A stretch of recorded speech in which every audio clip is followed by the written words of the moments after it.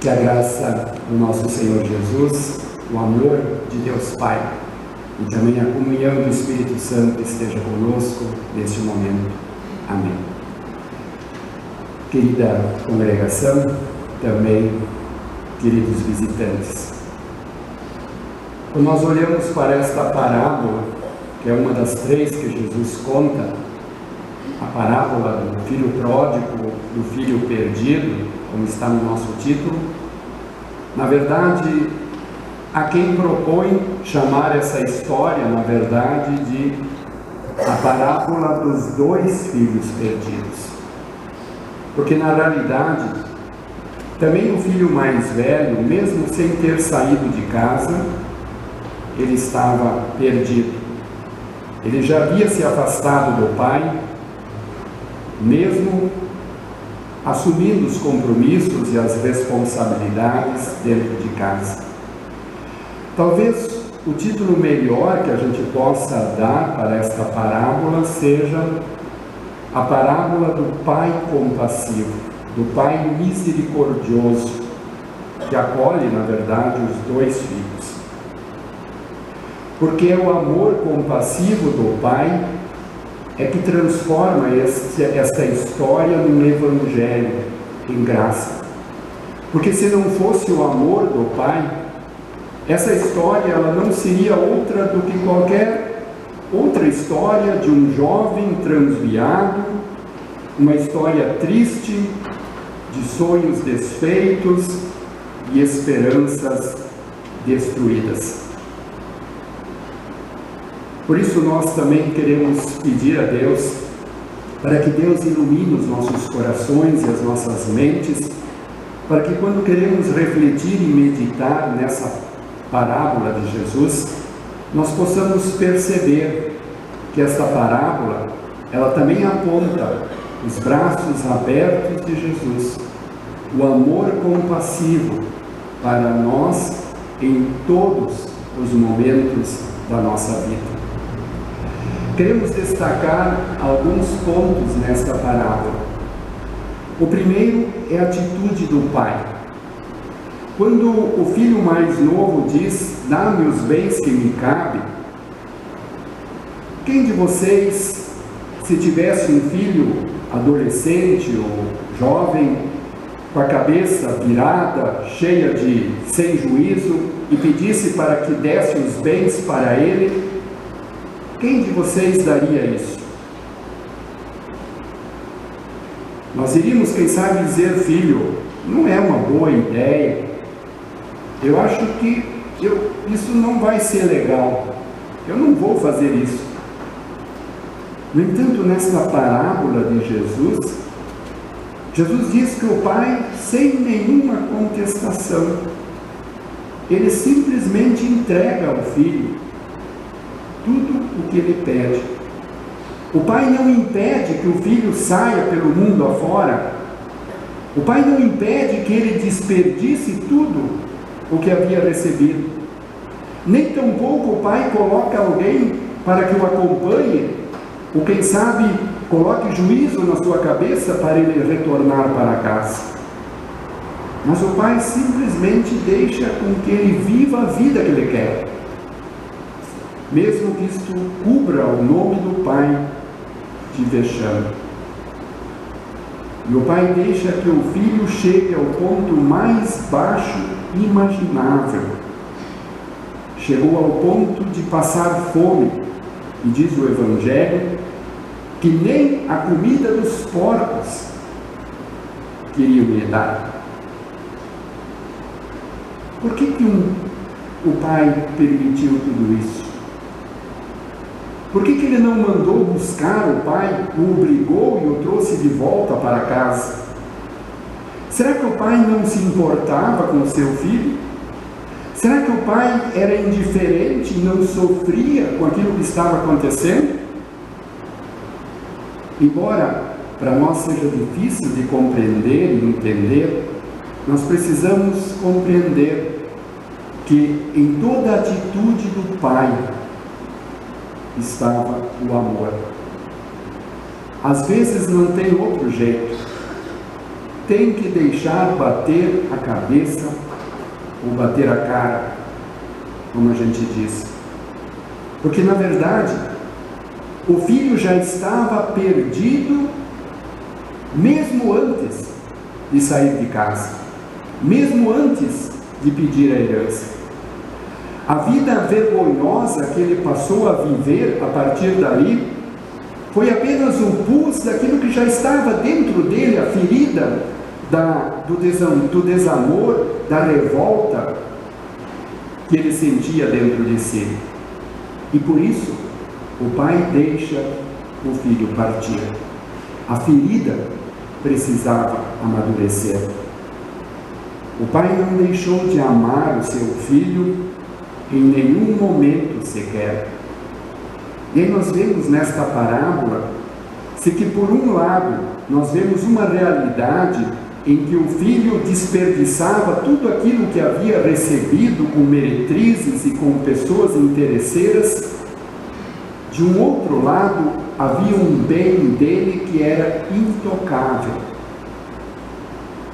que não podia ser dividido e desperdiçado, que era a graça, a misericórdia, o amor do Pai, que continuava intocável. E esta é a nossa esperança.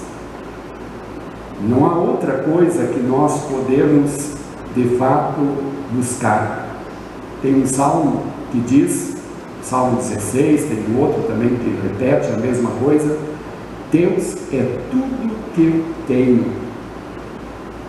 O resto se perde e pode se perder, mas Deus é tudo que eu tenho.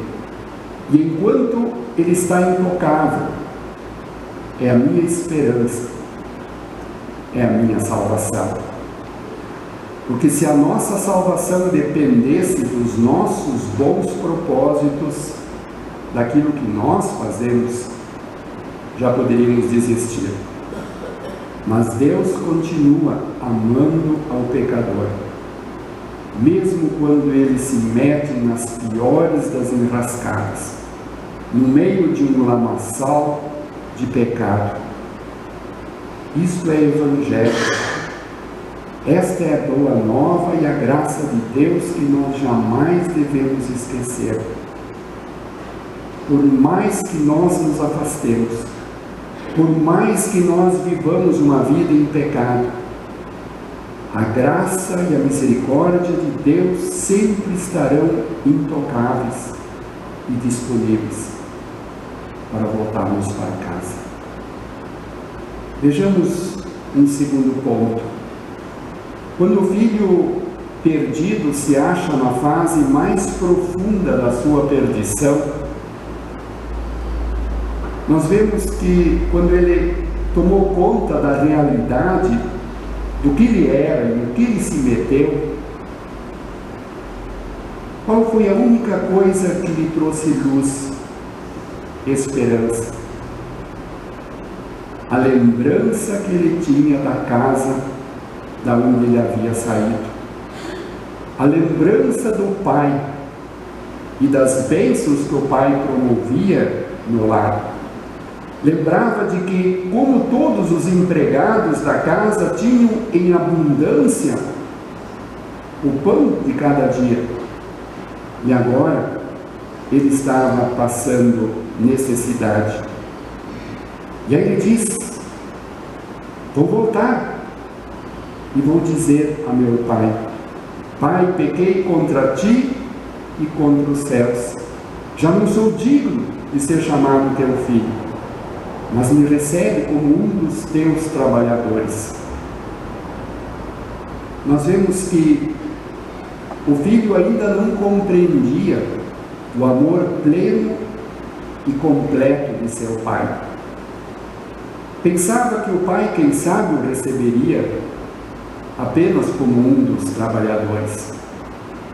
Mas a lembrança que ele tinha da casa paterna, do pão que havia em abundância, da esperança de poder falar com o pai, lhe deu coragem para poder voltar para casa. Você é um cristão convertido? deixou uma vida afastada para estar na presença de Deus? Então você é uma pessoa bem-aventurada. No entanto, não pense que a sua conversão foi um ato seu. Mas se você voltou para casa, é porque a luz da casa de Deus permaneceu acesa. E em meio à escuridão em que você tenha se metido, a luz continuou a brilhar, o convite continuou resplandecendo. Venha a mim, você que está cansado e sobrecarregado, porque eu o aliviarei. Um terceiro ponto. Mais uma vez nós precisamos falar exatamente da bondade e da misericórdia deste pai. Quando o rapaz volta para casa, maltrapilho, vagabundo, coberto de farrapos, o pai já o vê de longe. Vejam, o pai vem correndo ao seu encontro. E qual foi a atitude do pai? Nenhuma acusação, nada de repreensões morais. O seu coração paterno estava cheio de compaixão. E o pai atira os seus braços ao redor do pescoço do filho e o aperta junto ao seu peito e o enche de beijos. Nenhuma palavra, mas disse tudo. O filho finalmente compreendeu o amor incondicional do pai que ele tinha. Não havia mais dúvida deste amor, que antes ele não havia compreendido. Um quarto ponto. O pai já havia abraçado o filho, já o havia aceito e integrado na família, mesmo antes que ele pedisse perdão. O filho poderia dizer, bom, já que ele me perdoou, já que está tudo, por que eu vou me humilhar? Por que eu vou pedir perdão? Por que eu vou confessar os meus erros e as minhas falhas? Vou deixar por isso mesmo. Não. Nós vemos que mesmo assim o filho fez questão de dizer, pai, pequei contra os céus e diante de ti. Mas vejam, antes que ele dissesse, receba-me como um dos teus empregados, o pai imediatamente o cortou e disse para um dos empregados, busque uma roupa nova e o vista, lhe dê sandálias nos pés, coloque o anel no dedo que simbolizava o anel da família em que ele estava sendo integrado, mandou matar o novilho, o cordeiro, para fazer uma grande festa, porque o filho havia retornado. O que será que fez com que o filho tivesse coragem e vontade de confessar os seus erros?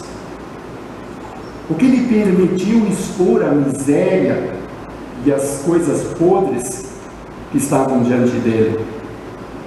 Mais uma vez nós temos que ver este pai. Foi o amor do pai, o amor dele que o moveu. Se não há nada nesse mundo que nos leve a reconhecer e a confessar os nossos pecados, o amor de Deus, a graça de Deus nos quebra e nos leva a confessar e nos agarrar na única esperança que nós temos, o amor do Pai, que quer nos acolher incondicionalmente. Um quinto ponto. Quem sabe alguém pergunte, será que o pai não exagerou um pouquinho nessa recepção? Comida, roupa, sandálias, tudo bem. Mas um anel no dedo, uma festa, música, dança, isso já é demais. Não seria o momento de pegar o filho e mostrar para ele, veja o que você fez, eu te avisei, eu te disse, viu o que você aprontou? Não seria o momento de dizer para o filho, fica um pouquinho, vamos testar se você de fato está verdadeiramente arrependido, se você é digno de ser recebido de volta dentro de casa? Se você assim pensa, você já encontrou uma companhia dentro da própria parábola. Porque foi assim que o irmão mais velho pensou. Quando ele voltou do campo e viu toda aquela festa e perguntou a um dos criados o que estava acontecendo e foi informado de que era uma festa porque o irmão havia voltado, ele ficou completamente indignado. Não entendeu a atitude do pai. Como? Achou isso injusto da parte dele, pois ele havia desperdiçado tudo o que ele havia recebido. E aí nós vemos mais uma vez o coração do pai. Quando o pai ficou sabendo que o filho estava lá fora e não queria entrar, ele saiu de dentro de casa e foi ao encontro do filho para convidá-lo para que também entrasse. Vemos o Evangelho e a graça de Deus, porque também há uma boa nova para os filhos perdidos que não saíram de casa. Há aqueles que abandonam a igreja, abandonam a palavra de Deus e se metem nos pecados mais nojentos e horrendos pelo mundo afora. Mas aqueles que permanecem em casa, na igreja, junto da palavra de Deus, mas que também não têm comunhão com Deus. Até fazem as coisas, participam dos cultos, trazem suas ofertas, participam do trabalho, mas o seu coração também está afastado de Deus. O seu coração não está em comunhão, ainda não compreendem o amor e a misericórdia e a graça de Deus. Quando o pai tenta convencer o filho para entrar, o filho diz: pai, esse teu filho gastou tudo com prostitutas. O que tu fez por mim? Vejam, ele diz, esse teu filho, como se quisesse dizer tal pai, tal filho. Ele acusa o pai e ele acusa o filho. Nós falamos de que, no início da mensagem, de que os dois filhos eram perdidos, também o mais velho. E aqui ele mesmo confessa isso. Porque na sua confissão ele mostra toda a revolta, toda a falta de amor, toda a falta de compaixão, toda a falta de bondade que não havia nele. E agora, vejam, o pai novamente continua persuadindo e dizendo: filho, nós precisamos nos regozijar, porque se teu irmão estava perdido e foi achado, estava morto e reviveu. Esta é uma história que na verdade tem transformado o coração de muitas pessoas no decorrer da história. Porque é a história que mostra o amor de Deus que vem em nosso favor através de seu Filho Jesus Cristo.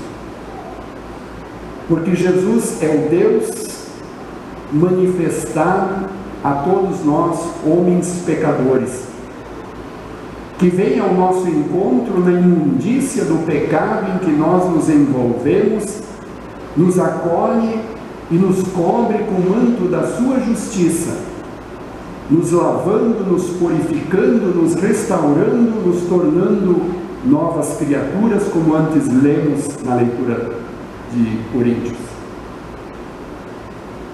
É um Deus que nos ama, é um Deus que nos acolhe, é um Deus que sempre está de braços abertos, pronto para nos acolher, nos perdoar e nos salvar.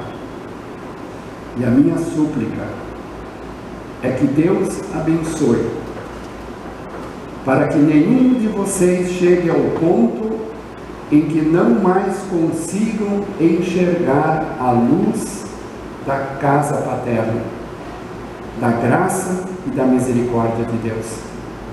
Que vocês sempre possam enxergar em qualquer momento da vida de vocês, de que a porta está aberta, os braços de Deus estão estendidos, prontos para acolher, abraçar, restaurar e conceder as bênçãos que Ele quer. Que assim seja. Amém. Que a paz de Deus, que excede a nossa compreensão e o nosso entendimento, nos guarde agora e sempre. Amém.